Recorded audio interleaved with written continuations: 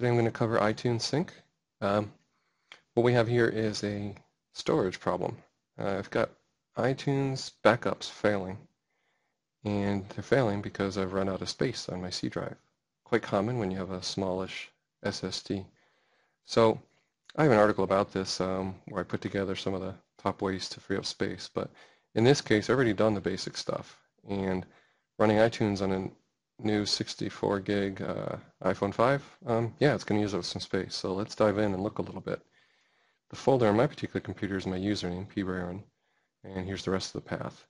And you'll see the backups folder size is pretty big. Let's go in a little deeper. And on September 30th, I had a successful backup. But here's a backup on November 6th that was not successful. And because it was not successful, it's not particularly useful. 14 gig. So I don't want to leave a disk with so little space available. I'm going to hold down the Shift key and right-click and delete, and it's going to permanently delete that folder. I don't want it in the recycle bin. Okay, this is Windows 8. You'll see it's taking care of deleting that 14 gig. All right.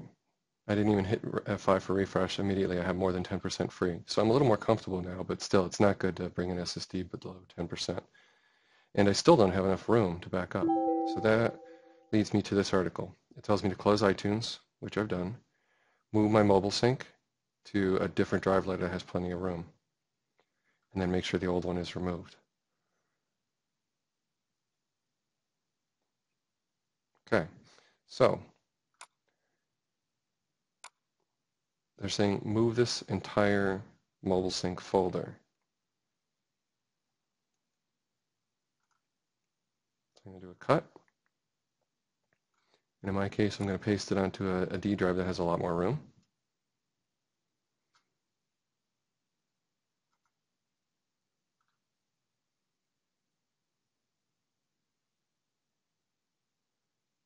So I'm going to end up with a large mobile sync folder on my D drive, right there. And then I'm going to make a link. All right, so I'm going to hit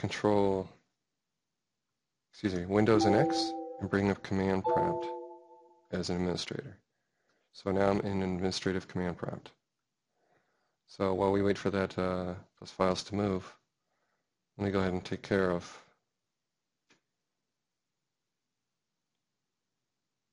this. So the file copy operation is still ongoing. We'll leave it going. If we hit back arrow here, we get the entire path statement. So I put that in the clipboard,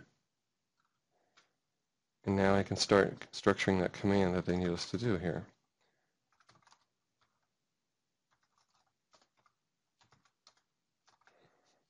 Okay, paste in from the clipboard.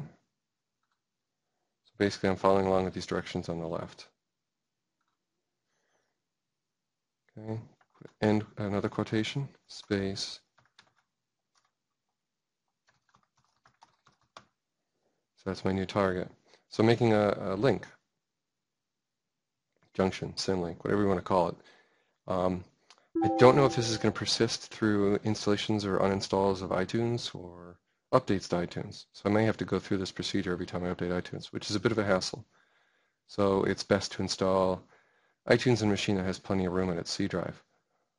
I'll also point out that I believe this machine actually has iTunes installed on its C drive. Let me check that out.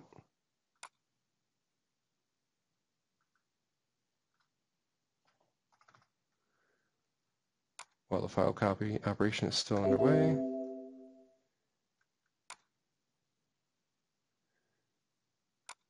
Oh, yeah, let me show you. So iTunes is on the C drive. It was actually reinstalled on November 3rd, just a few days ago.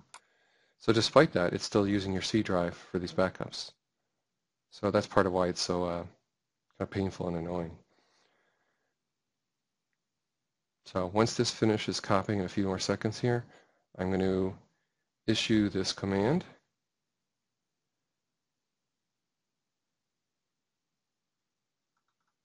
And I should also point out it's telling me I have to make sure the old directory is gone. So I did a cut and paste, so that this mobile sync folder should disappear shortly here. We're going to see that happen as the copy operation concludes.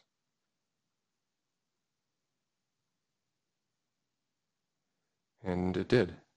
The window went away. Sorry, you missed the very end there. But mobile sync is gone.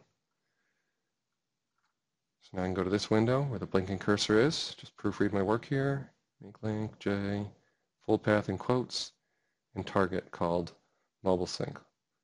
And we should see that target here. Okay, that's a good sign. It's complaining, right? Let's just manually look over here. Here's the mobile sync folder.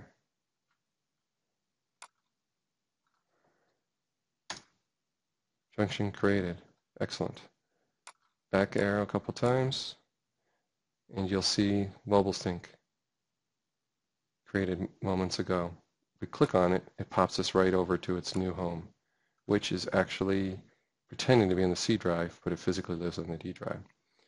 Now, what other evidence do we have this worked? Well, notice we also freed up quite a bit more disk space on our C drive as well. So that's good. So it looks like this succeeded. Restart iTunes, and then do a new update, a new backup. So it's looking pretty good here. Let's make sure we don't have any strangeness or errors in iTunes, which was left running. And there are some services running as well that I did not bother to stop. Really, I was just following the directions exactly and seeing what happens. You get a spinning status here. That's quite normal while we wait. In my case, my iPhone 5 is directly attached with a Lightning to USB cable at the moment. Could be done over Wi-Fi as well. This is just quicker. All right, and if we right-click and say backup,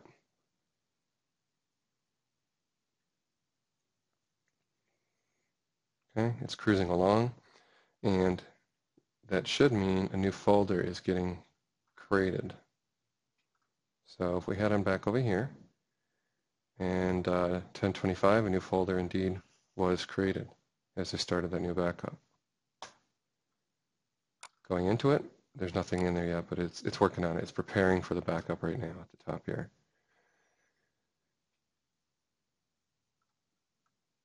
And now the backup is underway. So files are starting to show. And if we look at the hard drive available space here, C drive should stay put at 20.4, but this number on the right, the D drive space, is going to start dipping.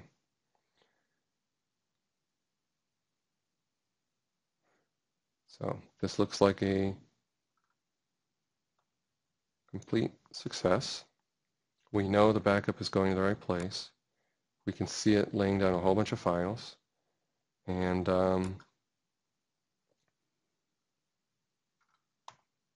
$591, there, the number started dipping and this number stayed the same.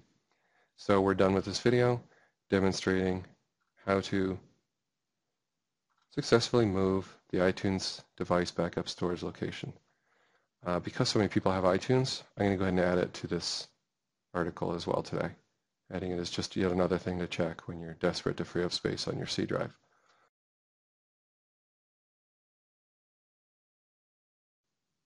Just a quick footnote here, we've got the backup completed now.